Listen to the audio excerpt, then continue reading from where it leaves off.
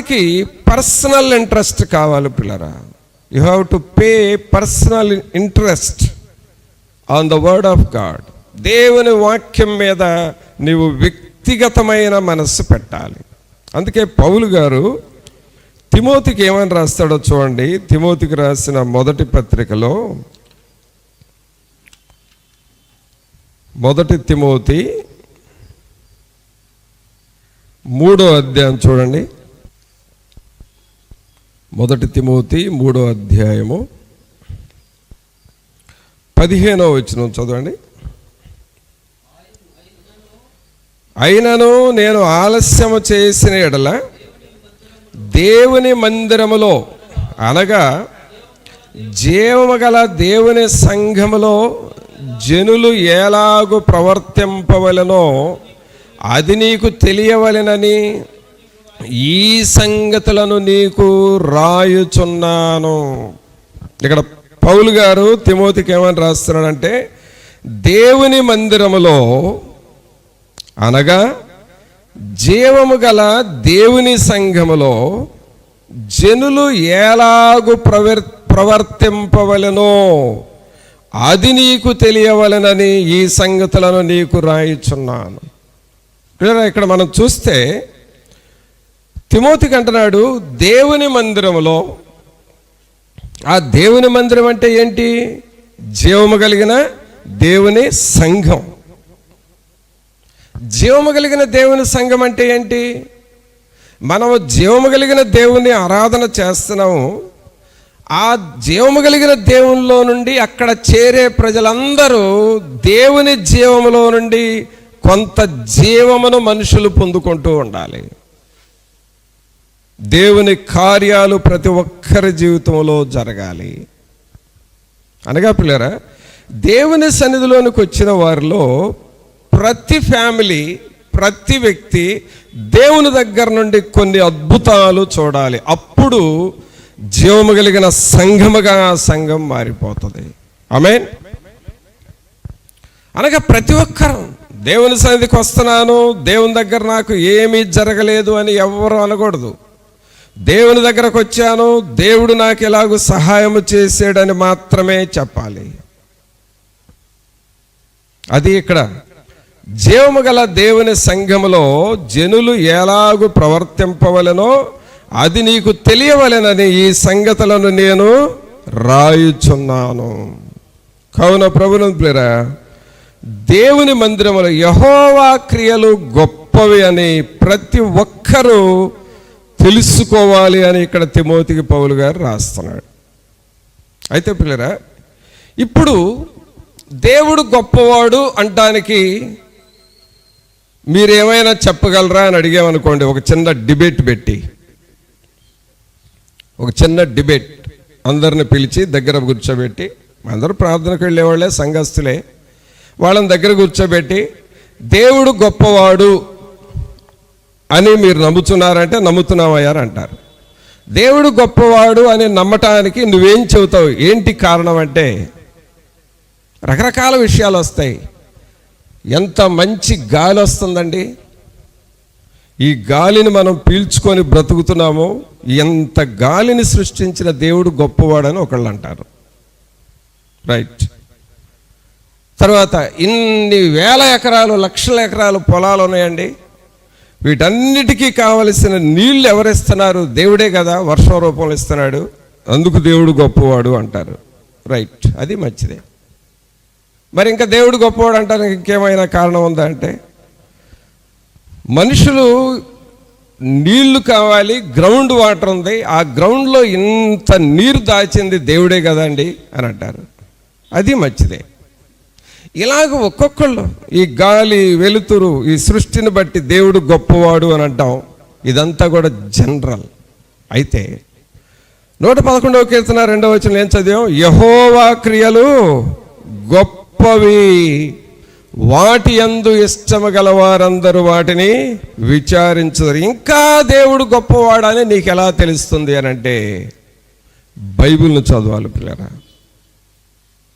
జనరల్గా సూర్యుడు, చంద్రుడు, ఆకాశము, మేఘాలు, వర్షాలు, భూగర్భ జలం, అలాగే వాతావరణ శీతోష్ణ పరిస్థితులు, వీటన్నిటిని జనరల్గా మనం చెబుతాం. ఈ సముద్రాలు, నదులు, ఇవన్నీ వీటన్నిటిని బట్టి దేవుడు గొప్పవాడని అంటాం.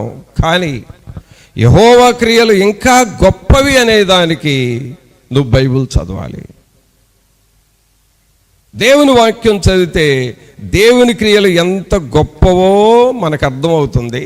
రెండవది, దేవుడికి మన విషయమై ఎంత శ్రద్ధ ఉందో కూడా అర్థమవుతుంది. దేవుని వాక్యాన్ని చదివినప్పుడు నీ విషయమై దేవుడు ఎంత పట్టించుకుంటున్నాడు, నీ విషయమై దేవుడు ఎంత ఆలోచన చేస్తున్నాడు అనేది మనకు అర్థమవుతుంది. చూడండి, దేవుని కార్యాలు ఎలా గొప్పవో అది మన పర్సనల్ లైఫ్లో ఎలాగ పనిచేస్తుందో చూద్దాం. రోమీలకు రాసిన పత్రిక తీయండి. రోమీలకు రాసిన పత్రిక 12వ అధ్యాయము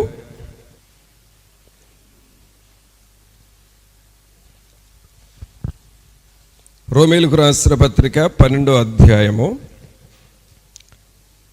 4-5 వచనాలు రెండు కలిసి ఉన్నాయి, చదువుదాం.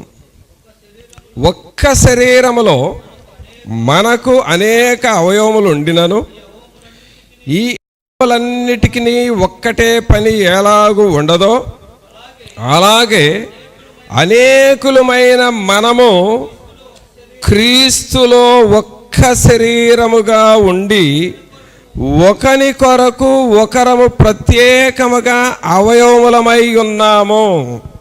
ఒకసారి మీరు కుడి చేయి పైకి లేపి ఈ మాట అందరూ చెప్పాలి. అందరు బిగ్గరగా ప్రొనౌన్స్ చేద్దాం. ఏంటి ఆ మాట అంటే,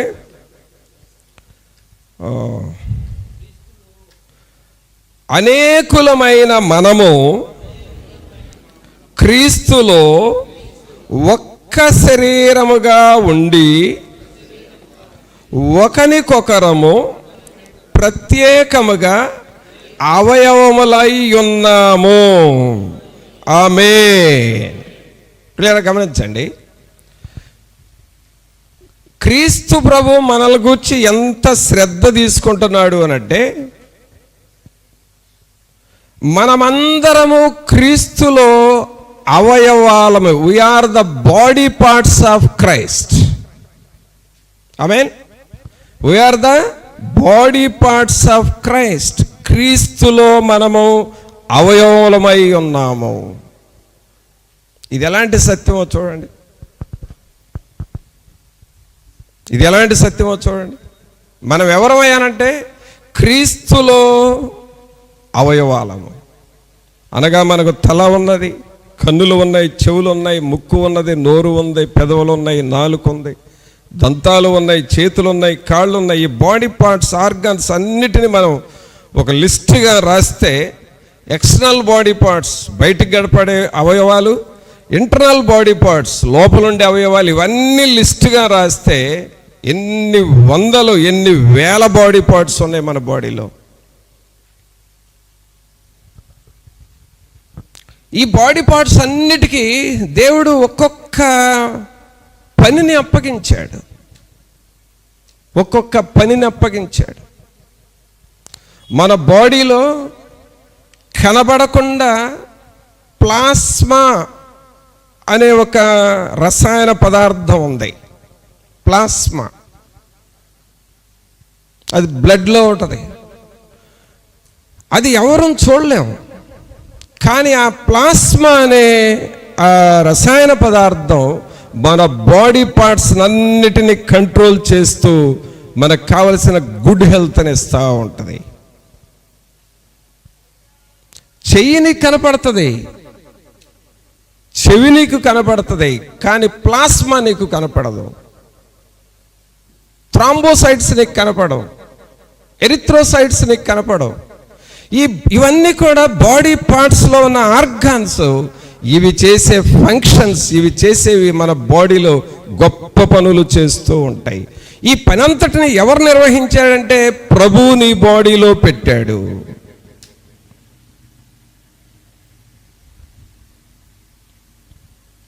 ప్రభువుని పిల్లరా, క్రీస్తులోనికి వచ్చిన మనమందరము, దేవుని సంఘములో ఉన్న మనమందరం ఎవరయ్యానంటే క్రీస్తు శరీరం యొక్క బాడీ పార్ట్స్ మనం. ఇప్పుడు చూడండి, మన బాడీలో కాలు కొంచెం నొప్పిగా ఉంది అని అనుకోండి, మనం పట్టించుకోమా? కాలు నొప్పిగా ఉందని పట్టించుకోమంటే పట్టించుకుంటాం. అది తగ్గిన తర్వాత చెవిలో సమస్య వచ్చింది అనుకోండి, పట్టించుకుంటాం. మన బాడీలో ఏ భాగము దెబ్బతిన్నా వెంటనే అటెండ్ అవుతాం.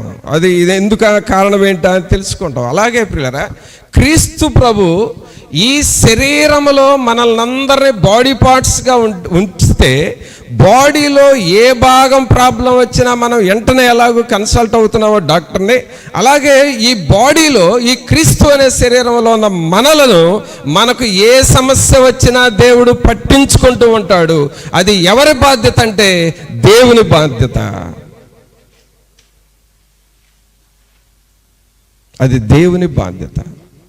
ఈ పాయింట్ మీరు ఎంతవరకు క్యాచ్ చేశారో నాకు ఇంకా అండర్స్టాండింగ్ రావట్లా మిమ్మల్ని చూస్తుంటే. మనం ఎవరమే చెప్పండి? మనం ఎవరం అసలు? క్రీస్తు శరీరం యొక్క అవయవాలం. అంతవరకు ఓకేనా? చెప్పండి, అందరు చెప్పండి. మనం ఎవరమే? క్రీస్తు శరీరం యొక్క అవయవాలము. కాబట్టి ఇప్పుడు సంఘంలో ఉన్న మనందరము, లేడీస్ అయినా జెంట్స్ అయినా పిల్లలైనా పెద్దోళ్ళమైనా, మనందరం ఎవరమే? దేవుని శరీరం యొక్క బాడీ పార్ట్స్, శరీర అవయవాలము. ఓకే, అంతవరకు. ఇప్పుడు నా బాడీ ఉంది, నాకేదో కొంచెం కన్ను నొప్పిగా ఉంది, నేను పట్టించుకుంటాను లేదా? పట్టించుకుంటాను. కన్ను నొప్పి తగ్గిన తర్వాత కాల్లో ఏదో సమస్య వచ్చింది, ఏం చేస్తాను? ఈ కన్నును చూసి కాలును ఎక్కడ చూసేదిలే, కన్నును చూశాను కదా కాలును వదిలేస్తామా? వదిలేయము. అది తగ్గింది. అది అయిపోయిన తర్వాత ఏదో ఇంకొక ఆర్గాన్ మీద కొంచెం ఇబ్బందిగా ఉంది, అది పట్టించుకోండి. అంటే బాడీలో నీకు ఏ భాగం బాగోలేదన్నా పట్టించుకుంటావు. అలాగే ప్రియులారా, దేవుని సంఘములో ఉన్న మనలను ఎవరికి బాగా పోయినా దేవుడు పట్టించుకుంటాడు. ఆమేన్. చప్పట్లు కొట్టండి దేవునికి. మనలందరినీ పట్టించుకునే దేవుడు. అందరూ చెప్పండి, దేవా మీరు మమ్మల్ని పట్టించుకునే దేవుడవు, నీకు వందనాలు. ఇప్పుడు బాడీ పార్ట్స్లో చెవి ఒకటి ఉంది, కన్ను ఒకటి ఉంది, ముక్కు ఒకటి ఉంది, నాలుగు ఒకటి ఉంది, ఎముకలు ఉన్నాయి, లోపలున్న లివర్ ఉంది, హార్ట్ ఉంది, కిడ్నీస్ ఉన్నాయి. అన్నిటినీ నువ్వు ఎలా పట్టించుకుంటున్నావో అలాగే సంఘములో ఉన్న నిన్ను ప్రభువు అన్ని విషయములలో పట్టించుకుంటాడనేది నువ్వు తెలుసుకోవాలి. హల్లెలూయా. ఆయన నిన్ను పట్టించుకునే దేవుడు. నీకు అప్పుడప్పుడు ఏమనుకుంటావంటే, నన్ను గురించి ఎవరు పట్టించుకుంటారు, లేకపోతే నా ఆర్థిక పరిస్థితి ఎలా ఉంది, నా మానసిక పరిస్థితి ఎలా ఉంది, మా కుటుంబ పరిస్థితి ఉంది, మా పిల్లల పరిస్థితి ఉంది, ఎవరు పట్టించుకుంటారులే అని అనుకుంటున్నా సరే, నీకు ప్రభువు ఉన్నాడు, ప్రభువు నిన్ను పట్టించుకుంటున్నాడు అనే విశ్వాసం నీకు రావాలి. అందుకనే బైబిల్ని మీరు జనరల్గా చదవద్దు, పర్టికులర్గా చదవండి అని చెబుతుంది. దేవుని వాక్యాన్ని పర్టికులర్గా చదవండి. ఆయన నీకు పర్సనల్ రిడీమర్, ఆయన నీకు పర్సనల్ సపోర్టర్, ఆయన నీకు పర్సనల్ హెల్పర్, ఆయన నీకు పర్సనల్ రిడీమర్, ఆయన నీకు పర్సనల్ సప్లయర్. ఆయన నీకు పర్సనల్గా చేస్తాడు ఏదైనా. అందుకనే పిల్లరా, నీ మైండ్ ఎలా డెవలప్ అవ్వాలంటే, ఆయన నన్ను పట్టించుకునే దేవుడు.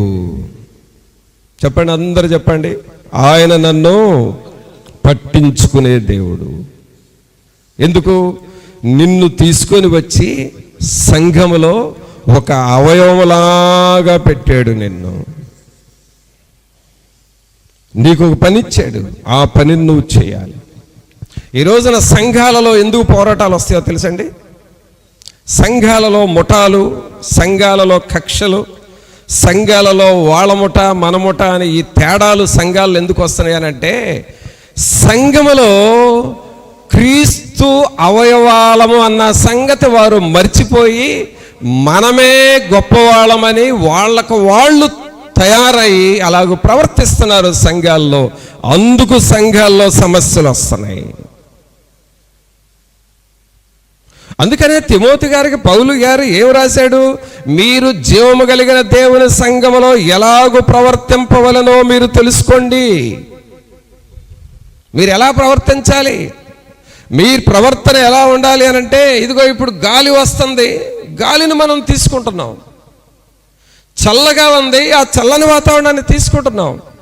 ఎండ వస్తుంది, ఆ ఎండను మనం తీసుకుంటున్నాం. ఆ టైంకి దేవుడు ఏది సహాయం చేస్తాడో అది ఎలాగ మనం తీసుకుంటున్నామో అలాగే దేవుని సంఘంలో నీకు ఏది అవసరమో ఆ సమయానికి ఆ రోజుకి అది నీకు సప్లై చేస్తాడు. ఆయన సప్లయర్, మనము తీసుకునే వాళ్ళము.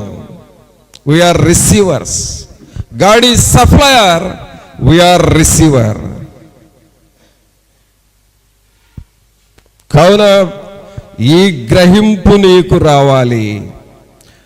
ఇది దేవుడు చేసిన కార్యాల్లో గొప్ప కార్యం. ఇది దేవుని యెహోవా క్రియలు గొప్పవి, వాటి యందు ఇష్టము గలవారందరూ వాటిని విచారించుదురు. అంటే ఆయన చేసిన గొప్ప కార్యం ఏంటంటే, నిన్ను తీసుకొని వచ్చి, నీ కుటుంబాన్ని తీసుకొని వచ్చి ఆయన సన్నిధిలో, ఆయన సంఘములో ఒక అవయవములాగా ఆ క్రైస్ట్ బాడీలో నిన్ను చేర్చాడు. ఆమేన్. అనగా ఇప్పుడు మనం ఎవరం చెప్పండి? క్రీస్తు శరీరం యొక్క అవయవాలము. బిగ్గరగా చెప్పండి, మనమందరము క్రీస్తు శరీరములో ఉన్న అవయవాలము. ఇప్పుడు ఈ గ్రహింపుతో మనం ఉంటే ఆ బాడీ డెవలప్ అవుతూ ఉంటుంది. చూడండి, తల్లి గర్భములో నుండి పుట్టినప్పుడు ఆ చిన్న బిడ్డకు అన్ని అవయవాలు ఉన్నాయి. ఆ పీడియాట్రిక్ డాక్టర్, చిన్నపిల్లల డాక్టర్ పరీక్ష చేసి మంచి హెల్దీగా ఉన్నది, బిడ్డ మంచి ఆరోగ్యంగా ఉన్నాడు, ఏం ప్రాబ్లం లేదు అని చెబుతాడు. కానీ అంత మాత్రాన వాళ్ళు పెద్దోళ్ళు గారు, వాళ్ళకి మనం పనులు చెప్పలేం. ఆరోగ్యకరమైన వ్యక్తే, ఆరోగ్యకరమైన బిడ్డ పుట్టాడు, అంత మాత్రం నువ్వు అన్ని పనులు చేయించలేవు, అన్ని పనులు చెప్పవు కదా. వాళ్ళు ఎదగాలి, పెరగాలి.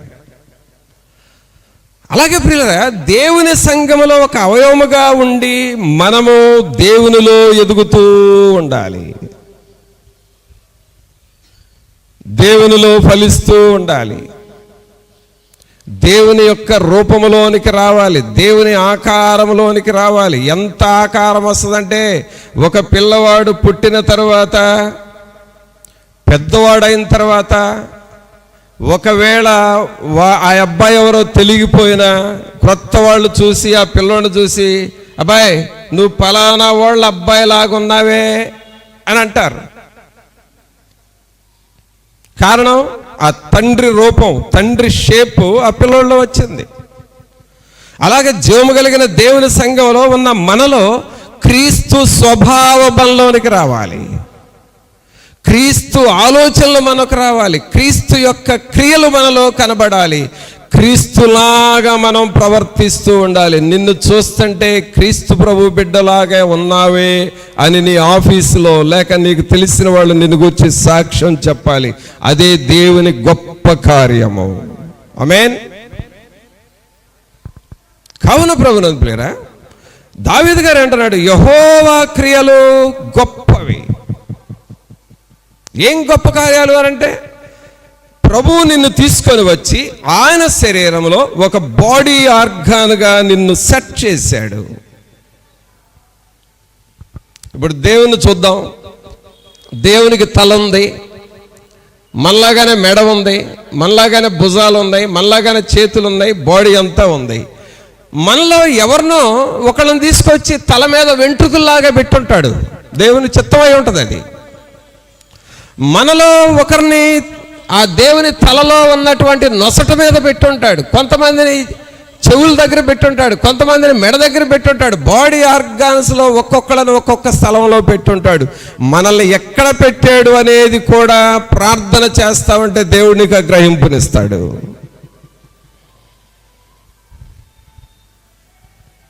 ఇప్పుడు మనందరం ఆయనలో సెట్ అయిపోయిన బాడీ పార్ట్స్ అనేది నీకు అర్థమైతే నువ్వు ఆ ప్లేస్లో నుండి ఎన్నడూ ప్రక్కకు పోలేవిక, ఎన్నడూ ప్రక్కకు పోలేవు, ప్రక్కకు జరగలేవిక. ఇది ఎంత అద్భుతం ప్రియులారా! దేవుడు చేసిన గొప్ప కార్యము. యెహోవా క్రియలు గొప్పవి. అనగా నీవు నేను ఏం చెప్పాలంటే దేవునికి, ప్రభువా నన్ను తీసుకొని వచ్చి నా ఫ్యామిలీని తీసుకొచ్చి నీ బాడీలో, సంఘం అనే నీ బాడీలో ఒక ఆర్గాన్గా పెట్టావు, అదే నా జీవితంలో గొప్ప కార్యం ప్రభు అని మనం దేవుని స్తుతించుకోవాలి. ఈ బాడీని అంతటిని ఏం చేస్తాడు అని అంటే ఒకానొక దినాన దేవుడు మహిమ శరీరముగా మారుస్తాడు. అది దేవుని వాక్యం నుండి గొప్ప కార్యం. కావున పిల్లరా 111వ కీర్తన 2వ వచనం. ఇప్పుడు ఎవరు బైబిల్ చూడకుండా చెప్పేసేయాలి. ఏం చదివాం? యెహోవా క్రియలు గొప్పవి. అందరు బిగ్గరగా చెప్పండి, యెహోవా క్రియలు గొప్పవి. ఎందుకు గొప్పవాడు దేవుడు? ఆయన కార్యాలు ఎందుకు గొప్పవి అని అంటే, నన్ను తీసుకొని వచ్చి ఎక్కడ పెట్టాడు? ఆయన అవయవాల్లో ఒక అవయవముగా పెట్టుకున్నాడు. ఎవరి పని అది? దేవుని పని. ఎవరిని పట్టించుకుంటున్నాడు? దేవుడు మనల్ని పట్టించుకుంటున్నాడు. ఇప్పుడు నీ చెయ్యి బాధ వస్తే నువ్వు ఎలా పట్టించుకుంటున్నావో, కాలు బాధ వస్తే ఎలా పట్టించుకుంటున్నావు, మనలో ఎవరికి ఏ బాధ వచ్చినా ప్రభువు నిన్ను పట్టించుకుంటాడు, ఆయన నీకు సహాయం చేస్తాడనేది నువ్వు విశ్వసించాలి. అది ఆయన కార్యము, అది ఆయన కార్యం. ఇంకా యెహోవా క్రియలు గొప్పవి అన్నందుకు ఎలాగుంటుందో చూద్దాం. దేవుని వాక్యంలో యెషయా గ్రంథం తీయండి. యెషయా గ్రంథము 60వ అధ్యాయము. యెషయా గ్రంథము 60వ అధ్యాయము 21వ వచనం చదువుదాం. నీ జనులందరూ నీతిమంతులయ్యుందురు, నన్ను నేను మహిమపరచుకొనున్నట్లు వారు నేను నాటిన కొమ్మగాను నేను చేసిన పనిగాను ఉండి దేశమును శాశ్వతముగా స్వతంత్రించుకొందురు. హల్లెలూయా! చప్పట్లు కొట్టండి పిల్లరా. మీకు అర్థం కాకపోయినా చప్పట్లు కొట్టండి, అర్థమైన తర్వాత మీరే కొడతారు. చూడండి, ఇక్కడ చూడండి దేవుని వాక్యంలో, ఇక్కడ 21వ వచనం చూడండి. నీ జనులందరూ నీతిమంతులయ్యుందురు, తర్వాత నన్ను నేను మహిమపరచుకొనున్నట్లు వారు నేను నాటిన కొమ్మగాను నేను చేసిన పనిగాను ఉండి దేశమును శాశ్వతంగా స్వతంత్రించుకొందురు. ఆమేన్. ఇప్పుడు ఒక చిన్న ప్రశ్న అడుగుతా, మీరు చెప్పాలి. మీ కుడి చేయి పైకి లేపండి అందరూ. ఒకసారి ఆ చెయ్యి చూడండి ఎట్లా ఉందో. నీ చేత్తో ఎప్పుడన్నా ఒక చిన్న మొక్క నాటావా? నాటినోళ్లే ఉంచండి, నాటనోళ్ళు దించండి. రైట్. అన్నీ బ్రతికినాయా? బ్రతికినాయా? అన్నీ బ్రతికినాయి. మీరు నాటిన రోజు నుండి ఇప్పుడు వరకు ఏమైంది చెప్పండి? పెద్దదైంది, తర్వాత కాయలు కాసినాయి, ఇంకా కొమ్మలు వచ్చినాయి, ఇంకా ఏమా పువ్వులు వచ్చినాయి, ఇంకేమైంది? నీడ వచ్చింది, ఇంకేమైంది? ఇంకేమొచ్చింది? చూడండి పిల్లరా, మీ చేత్తోనే ఒక మొక్క నాటితే సంఘంలో ఎంత గొప్పగా చెప్పారు అనుకోండి. ఇప్పుడు ఒక్కొక్కళ్ళు బడాయిపోతా, చెట్టు పెద్దదైందన్న ఒకళ్ళు అన్నారు, కొమ్మలు వచ్చినాయి అన్నారు, పువ్వులు వచ్చినాయి అన్నారు, కాయలు వచ్చినాయి అన్నారు, నీడ వచ్చింది అన్నారు. మీ చేత్తో నాటితేనే అంత గొప్పగా చెప్పుకుంటే మరి ఇక్కడ దేవుడు ఏమంటున్నాడు? దేవుడు ఏమంటున్నాడు? ఏదయ్యా వచ్చిన, ఏదయ్యా పోయింది. వారు నేను నాటిన కొమ్మగాను నేను చేసిన పనివానిగాను ఉండి. అంటే దేవుడు అంటున్నాడు, నేను నాటిన కొమ్మ, నువ్వు నాటిన కొమ్మే పెద్దదైంది, నువ్వు నాటిన కొమ్మే చెట్టు అయింది, నీడొచ్చింది, పూలు వచ్చినాయి, ఫలాలు వచ్చినాయి. ఆ చెట్టు కింద నువ్వు ఉంటున్నావు, ఆ చెట్టు ఫలాలు తింటున్నావు. ఇంకా కొంతమంది ఏమంటారు తెలుసా, వాటిని కాయలు కోసి ఇంటికి వచ్చిన చుట్టాలకి ఇచ్చి, ఇవి మా గార్డెన్లో పెరిగిన కాయలు, తినండి చాలా బాగుంటాయని అంటారు. నీవు చేత్తో నాటిన కొమ్మను గురించి అంత గొప్పగా చెప్పుకుంటే పిల్లరా, మనం ఎవరమో తెలుసా? దేవుని చేతతో నాటబడిన కొమ్మము మనం. అందుకు దేవుని కార్యాలు గొప్పవి. నిన్ను ప్రభు తన సంఘములో నాటాడు. నిన్ను ప్రభు తన సంఘంలో నాటిన తర్వాత, నాటిన సంగతి ఆయన మర్చిపోయే దేవుడు కాదు, నిన్ను పెంచుతూ ఉంటాడు. ఇప్పుడు నువ్వెవరు అంటే ఆయన నాటిన చెట్టులో ఉన్న ఒక కొమ్మవు నీవు. We are the branches, we are the branches of living God. దేవుని యొక్క కొమ్మలము మనము. ఇప్పుడు ఒక్కసారి పర్సనల్గా రిసీవ్ చేసుకోండి ఆ మాటని. పర్సనల్గా, జనరల్గా ఆలోచించవద్దు. నేను దేవుడు నాటిన చెట్టు కొమ్మను అని ఒక్కసారి ఊహించుకో. ఎంత ఆధిక్యత ఉందో నీకు దేవునిలో.